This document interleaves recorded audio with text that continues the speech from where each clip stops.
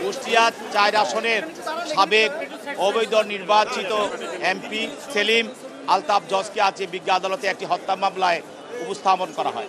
এই হত্যা মামলাটা হলো গত 19/7/24 তারিখে মোহাম্মদপুর নূরজাহান রোডের সামনে প্রাথমিক বিদ্যালয়ের সামনে যখন কোটা আন্দোলনকারী এবং বৈষম্য বিরোধী ছাত্র জনতা যখন আন্দোলন করছিল, তাদের মিছিল নিয়ে যাচ্ছিল, তখন এই ফ্যাসিবাদ শেখ হাসিনা পূর্ব থেকে ঘোষণা করেছিল যে পুলিশের পাশাপাশি এমপি মন্ত্রী এবং তার দলের নেতাকর্মীরা সেখানে এই আন্দোলনকে মোকাবিলা করবে।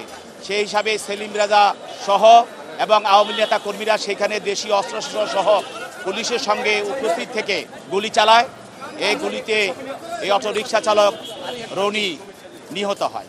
তদন্তকারী কর্মকর্তা এই মামলার সঙ্গে এই আজকের যে আসামি তাকে এই মামলার সঙ্গে জড়িত থাকার বিষয়ে প্রাথমিকভাবে তদন্তে তার বিষয়টি তদন্ত করে পায় এবং তার এই ঘটনার সঙ্গে সে জড়িত বিদায় নিশ্চিত হয়ে তদন্তকারী কর্মকর্তা প্রাথমিক জিজ্ঞাসাবাদ করে এবং পরবর্তীতে আরও জিজ্ঞাসাবাদ করার জন্য 10 দিনের রিমান্ড প্রার্থনা করে এবং আসামি পক্ষ এই আইনজীবীর পক্ষে এই আসামির পক্ষে ওকালতনামা দিয়ে তারা এই মামলার তার আসামির পক্ষে রিমান্ড বাতিলপূর্বক জামিন প্রার্থনা করে। বিজ্ঞ আদালত উভয় পক্ষের শুনানি অন্তে আসামির বিরুদ্ধে 3 দিনের রিমান্ড মঞ্জুর করে।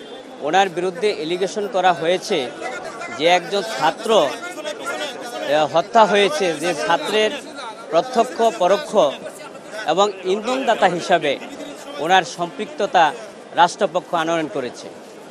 আমরা আসামি পক্ষ বলেছি যে উনি বারবার এমপি ছিলেন এবং ওনার এলাকায় উনি সর্বজন এবং গ্রহণযোগ্যতার ব্যক্তিত্ব ছিলেন।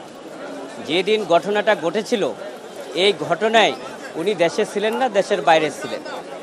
পরবর্তীতে আমরা বিজ্ঞ আদালতে রিমান্ড বাতিল চেয়েছি এই কারণেই যে রিমান্ডে উনি ঘটনার সাথে যেহেতু সম্পৃক্ত না, শুধুমাত্র এই ঘটনার শুধু অভিযোগ করা হয়েছে। আমরা একজন আসামিকে ততক্ষণ পর্যন্ত অপরাধী বলা যাবে না। সিআরপিসিতে স্পষ্ট বলা আছে এই মামলাগুলো বিচারাধীন, তদন্তাধীন, তদন্তের শেষ না হওয়া পর্যন্ত বলা যাবে না তিনি ওই অপরাধী। আমরা সেই গ্রাউন্ডসে আমরা রিমান্ডটা বাতিল চেয়েছি এবং আমরা জামিন চেয়েছি। এই কারণেই যে উনি বারবার পার্লামেন্ট মেম্বার ছিলেন, উনি দেশে ওনার এলাকায় সর্বজন শ্রদ্ধ এবং জনপ্রিয় ব্যক্তিত্ব এবং ওনার এই মামলার সাথে কোনো সম্পৃক্ত নাই। উনি যখন ঘটনা ঘটে তখন উনি বাইরে ছিলেন, সেই গ্রাউন্ডে আমরা জামিন চেয়েছি। আমরা বিজ্ঞ আদালতে এও বলেছি যে এই মামলাগুলি হচ্ছে শুধু রাজনৈতিক কারণে এবং আমি রাজনীতি করি, আমি পার্লামেন্ট মেম্বার, সেই কারণেই এই মামলাগুলো আমাদের বিরুদ্ধে করা হচ্ছে।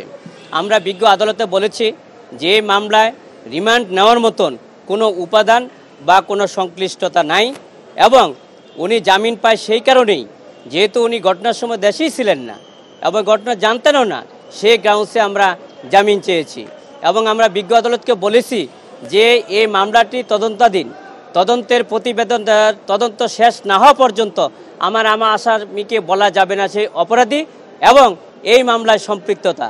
বিজ্ঞ আদালত আমাদের বক্তব্য অত্যন্ত মনোযোগ সহকারে, ধৈর্য সহকারে উনি শুনেছেন এবং 10 দিন রিমান্ড চাওয়া হয়েছিল এবং আমরা জামিন চেয়েছি।